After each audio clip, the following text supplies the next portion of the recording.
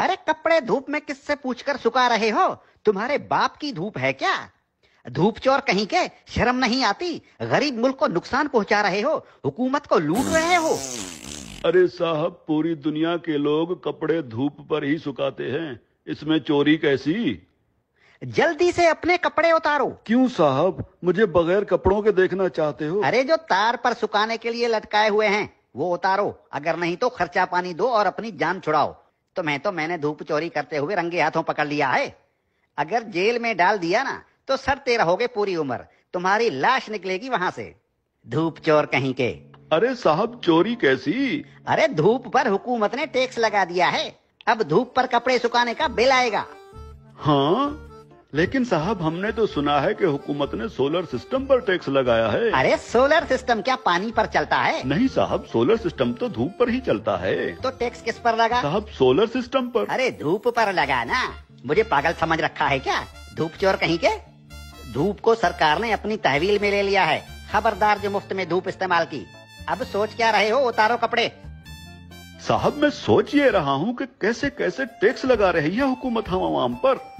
Radio हमारे बाप दादा सुनते थे और उसका टैक्स अब हम अदा कर रहे हैं। पीटीवी हम देखते नहीं, उसका टैक्स भी देना पड़ता है। बिजली का मीटर अपने पैसों से खरीदा और लगाया अपने घर की दीवार पर, लेकिन उसका किराया टैक्स की सूरत में देना पड़ता है।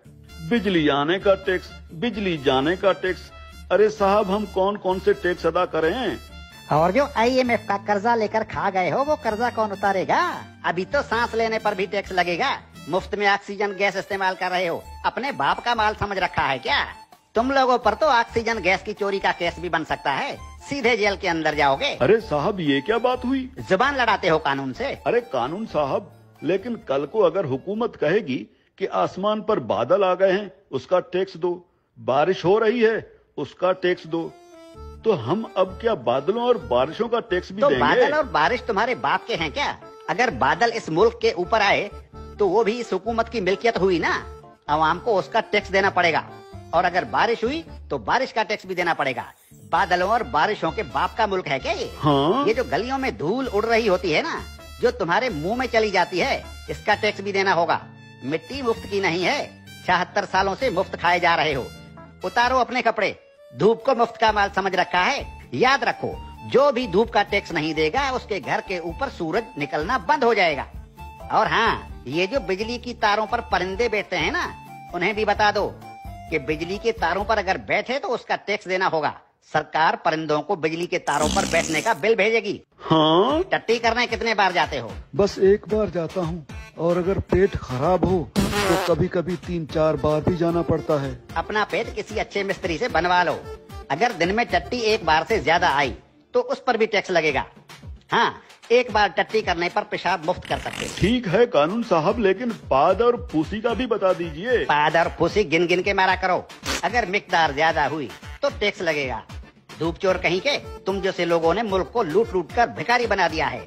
अब ये मुल्क मजीद नुकसान बर्दाश्त नहीं कर सकता। हर चीज को अपने बाप का माल समझ रखा है। अब कानून हरकत में आ गया है, अब ऐसा नहीं चलेगा। हाँ? देखो, मुर्दा लोगों के डेथ सर्टिफिकेट बिल्कुल मुफ्त बनवा सकते हो। और क्या करे हुकूमत इस आवाम के लिए? देखो हुकूमत को कितनी फिक्र है इस आवाम की। अरे हुक्मरान मुल्क की सड़कें बंद करवाकर 100 बड़ी और दुनिया की महंगी तरीन गाड़ियों की कतारें बनाकर दिन रात मगरिब से मशरिक और शुमाल से जुनूब के चक्कर लगा रहे होते हैं। किसके लिए? आप आवाम के लिए। तंदूर पर रोटियां लगवा रहे हैं। इतनी फिक्र है हुकूमत को इस आवाम की। इस हुकूमत के किस किस भलाई से मुंह फेरोगे साले धूप चोरो?